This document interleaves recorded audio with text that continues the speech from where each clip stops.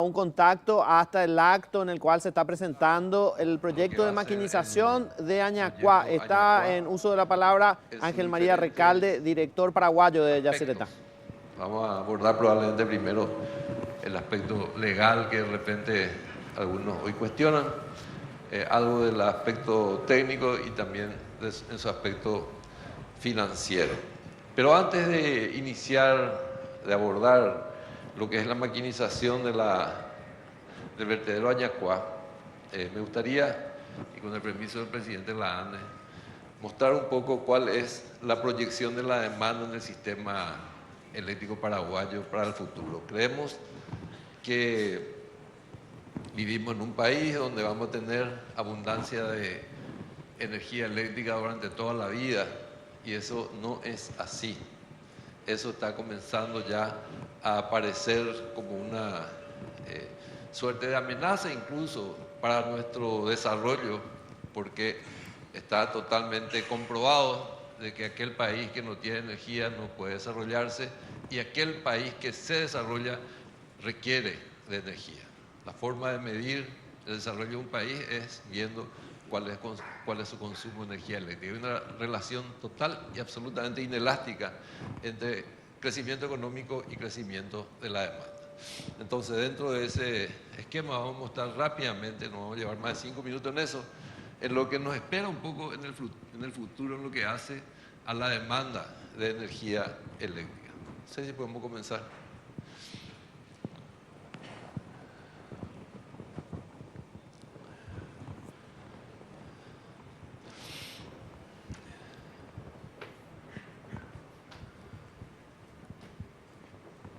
Bueno, ahí tenemos la proyección de la demanda para los próximos años, partiendo en el 2017 con un poco más de 3.000 megavatios.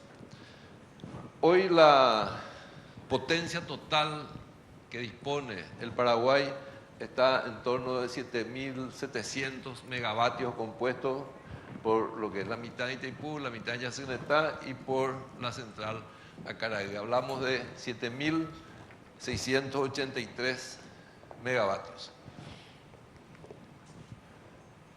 Ahí queda indicado con la raya en rojo en el eje vertical cuál sería ese valor. Si proyectamos ese valor en forma horizontal hasta interceptar las curvas de demanda del 8 y del 10%, podemos ver que estamos entrando ya en un periodo considerado crítico a partir del año 2026.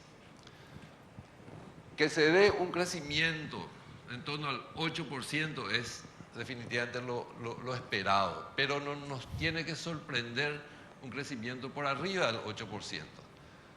Entonces nosotros vamos un poco ya a un extremo del 10%, es alto, pero es factible, sobre todo si hay un incentivo al crecimiento de esa demanda.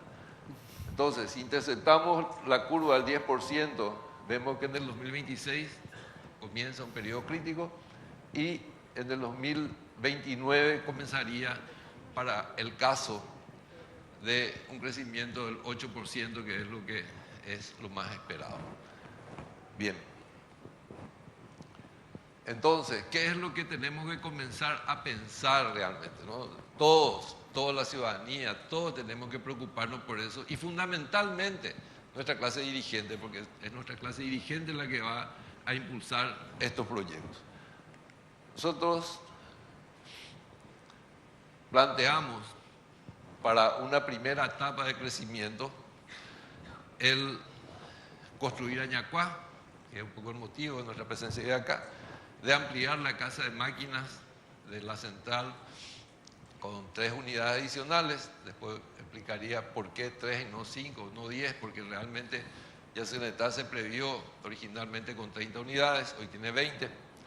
Y también pensamos de que la ANDE tendría que estar ya nuevamente reimpulsando el proyecto de Iguazú, porque se va a requerir de la maquinización de Iguazú. O sea, con eso pasaríamos a tener 8.250 megavatios, con lo que se nos traslada el inicio del periodo crítico un poco más en 2027 y un poco más en 2030. O sea, que incorporando,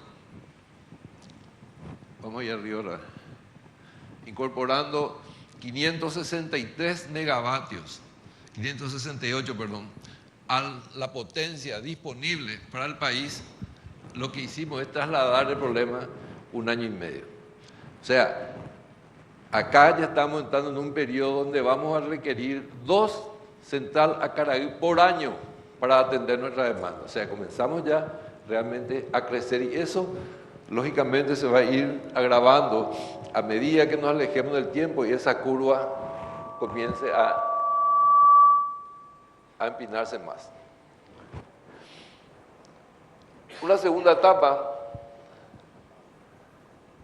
sería construir Itatí-Itacorá, que hoy está en estudio, y llevar Yacyretá a tener 30 máquinas, con 7 máquinas adicionales que se prevé acá. ¿Y por qué se puede instalar 7 máquinas adicionales a las 23 que ya estarían y llevar la central a 30 unidades? Por el hecho de que va a estar construido Itatí-Itacorá. Itatí-Itacorá se va a constituir, el embalse Itatí-Itacorá se va a constituir en un embalse compensador, lo que va a permitir de alguna forma empuntar la central Yacyretá y poder utilizar en un momento dado todo el caudal para alimentar 30 máquinas.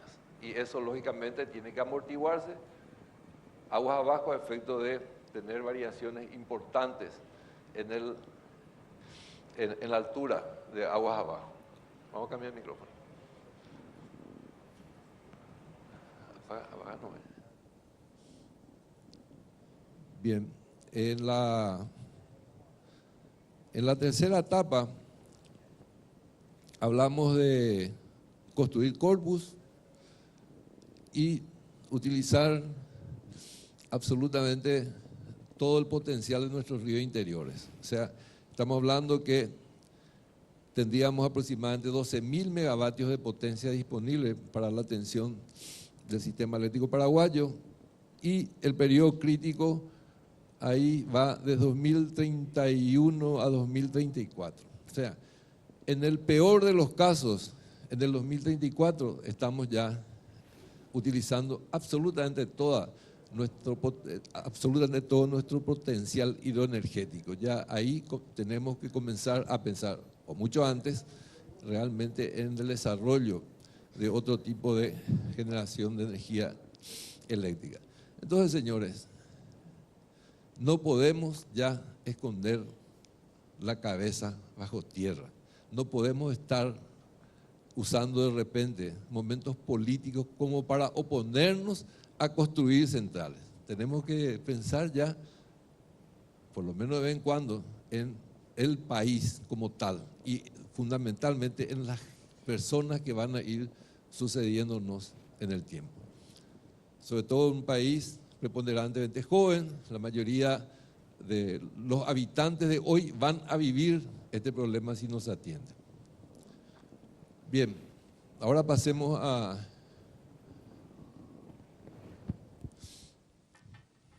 lo que nos trajo hoy acá. Escuchamos algunos comentarios sobre esta obra. Realmente algo de diablo debe tener, ¿verdad? Porque muchísimos comentarios negativos ha tenido ya, no de ahora, de hace mucho tiempo.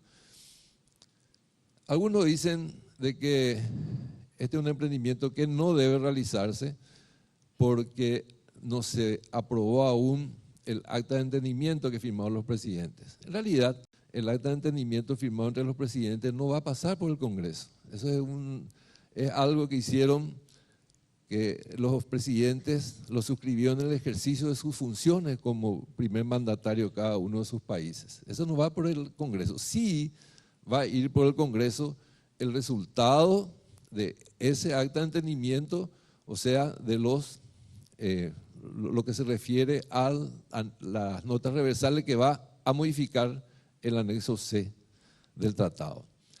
El anexo C del tratado es exclusivamente la parte financiera y de los servicios de electricidad que brinda la central.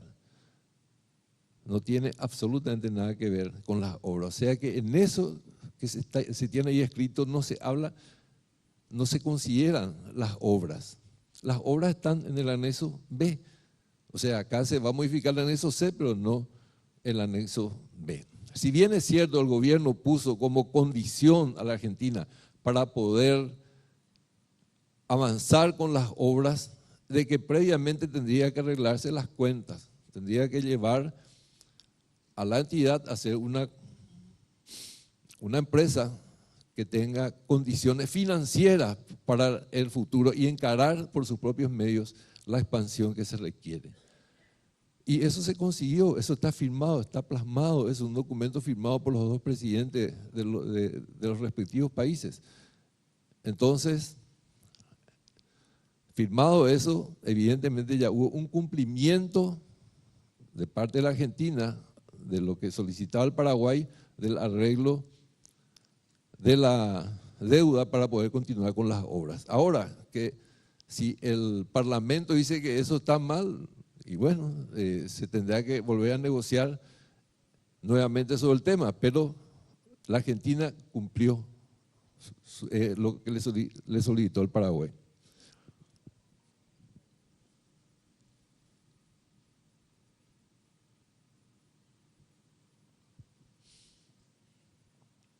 Por otro lado, escuchamos comentarios que una obra no tendría que licitarse. ¿Por qué? Porque no está en el anexo B. Y eso es cierto, no está en el anexo B. Pero también es cierto que el propio anexo B contiene una cláusula que dice que cualquier obra que durante el desarrollo del proyecto o de las obras mismas sean requeridas, cualquier modificación del listado de obras, y cuando las circunstancias de requerimiento del mercado energético de los países así lo requieran, el anexo B puede ser modificado por el Consejo de Administración de la entidad. Y así lo ha hecho en el año 2000, por la resolución 1000/2000, el Consejo de Administración incluyó en el listado de obras lo que es la maquinización del brazo Añacua. Y tanto es así que esta es la tercera vez que se está licitando. La primera vez fue en el 2006 y tuvo un cuestionamiento muy fuerte en ese entonces por el hecho de que se tenía una de las empresas interesadas con la figura del iniciador privado que le daba ciertos privilegios en el momento de la competencia de precios. Bueno, hoy que desapareció eso, realmente ya no sabemos cuál es el cuestionamiento y aparece como que no está en el anexo B. Está en el anexo B porque el Consejo de Administración, por delegación del propio tratado, así lo decidió. O sea, ahí no hay evidentemente ningún tipo de dudas. La maquinización del brazo Añacua es una obra, o sea, un proyecto ya lanzado, se tiene autorización de ambos gobiernos como para iniciar la obra. Es más, mañana se publica el aviso de licitación para la ejecución de la maquinización del brazo Añacua.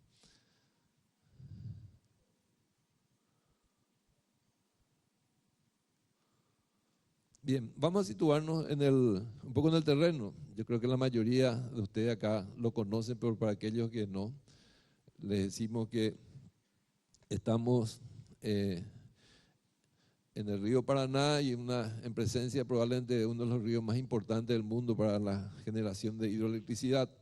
Ahí tenemos a la derecha el embalse, tenemos el río dividido en dos partes. Por un lado, en el brazo Añacua, que es el que está… Esto es parte de la exposición que está llevando adelante el director paraguayo de la entidad binacional Yacyretá, Luis María Recalde. Explicaba la necesidad, entre otras cosas, de tener más producción de energía hidroeléctrica y decía también al final de esta exposición que ya mañana se va a presentar el llamado a licitación para la maquinización de Añacua, un proyecto que es cuestionado por parte de algunos representantes en el Congreso. Veremos qué ocurre, pero La necesidad de generar más energía hidroeléctrica estaba explicada técnicamente en esta exposición.